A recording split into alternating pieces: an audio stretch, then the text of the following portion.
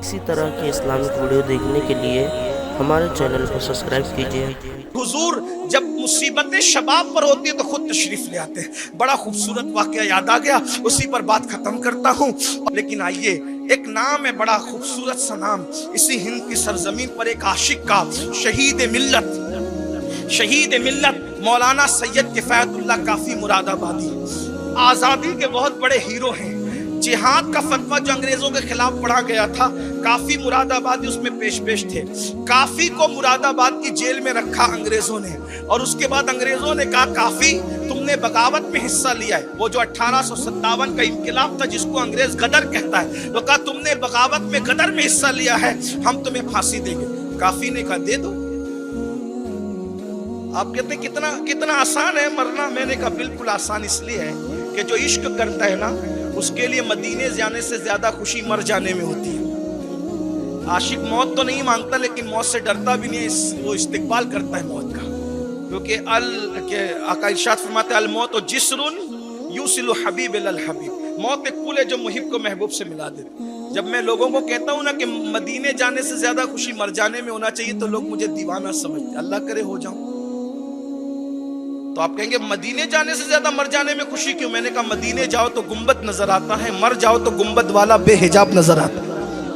میرے امام کہتے ہیں جان تو جاتے ہی جائے گی، قیامت یہ ہے اب یہاں مرنے پہ ٹھہرا ہے نظارہ تیرا، جان دے دو وعدہ دیدار پر، نقد اپنا دام ہو ہی جائے گا۔ دراصل ہم عاشق بنے نہیں ہیں، اس لیے جو ہے ہم چندی چور معاملہ کرتے ہیں اور ہم ٹامک ٹوئیاں کرتے ہیں، لیکن عاشق بن کے دیکھو تو موت میں بھی ایک حسن نظر آئے گا۔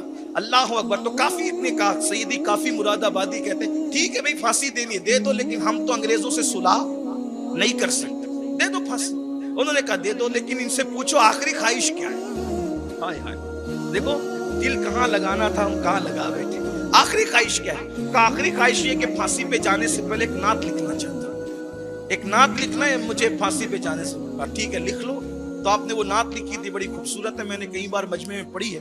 وہ نعت ہے کوئی گل باقی رہے گا نہ چمن رہ جائے گا، ہمیں مار ڈالنے والوں تم بھی نہیں رہو گے، کوئی گل باقی رہے گا نہ چمن رہ جائے گا، پر رسول اللہ کا دین حسن رہ جائے گا۔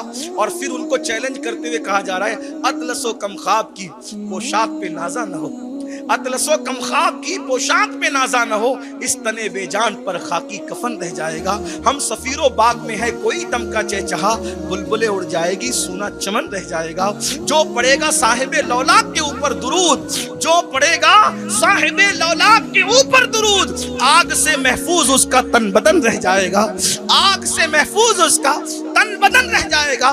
اور نام شاہان جہاں مٹ جائیں گے لیکن یہاں، نام شاہان جہاں مٹ جائیں گے لیکن یہاں، حشر تک نام و نشان پنجتن رہ جائے گا، اور سب فنا ہو جائیں گے، سب فنا ہو جائیں گے، کافی وہ لیکن حشر تک نعت حضرت کا زبانوں پر سخن رہ جائے گا۔ کافی نے جب یہ نعت لکھی تو انگریزوں کو غصہ آیا، کہا اس کو ایسے نہیں ماریں گے، بڑا عاشق بنتا ہے۔ انہوں نے استریاں لی، اس زمانے میں کوئلے کی استریاں ہوتی تھی، استریاں لے کر اس میں کوئلے بھرے اور کوئلے بھڑکا کر کے کافی مراد آبادی کے بدن پر گرم گرم استریاں چلائی۔ تو جب استریاں گرم گرم چلائی تو کوئی تو تھا نہیں، جیل کا ماحول تھا، کافی نے کہا کسے پکاریں، آواز جس تک جا سکتی اسی کو پکار سکتے۔ میرے امام کہتے واللہ وہ سن لیں گے، فریاد کو پہنچیں گے، اتنا تو ہو کوئی کہ آ کرے دل سے، اتنا تو ہو کوئی کہ آ کرے دل سے۔ جب استریاں چلی ہے تو کافی نے کہا تھا اغثنی یا رسول، اغثنی یا، آنکھ بن کے کہا اغثنی یا رسول اللہ۔ اور جب درد کے بعد آنکھ کھلی ہے تو حضور کو اپنے سامنے موجود پایا ہے، اللہ کے رسول کو اپنے سامنے موجود پایا۔ عالم بیداری میں تو کافی رو پڑے، کہا حضور میں نے بہت دیر کر دی، اگر مجھے پہلے پتا ہوتا کہ اتنی مصیبت اٹھا کے آپ نظر آتے ہیں تو میں بہت جلدی استری اپنے بدن پہ پھروا لیتا تاکہ آپ کا جلوہ نظر آ جاتا۔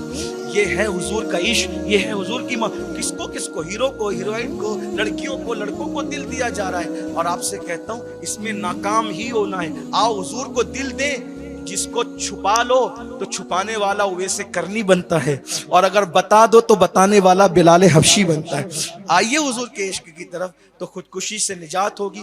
مزید خودکشی کی بہت ساری وجوہات ہیں، انشاءاللہ یہ ایک محفل ہی اس کے لیے کافی نہیں ہے، ہم انشاءاللہ مزید اس پر گفتگو کریں گے، اور جتنی خودکشی کی وجوہات سامنے آئے گی اس سب کا مداوع سیرت النبی کی روشنی میں پیش کریں گے۔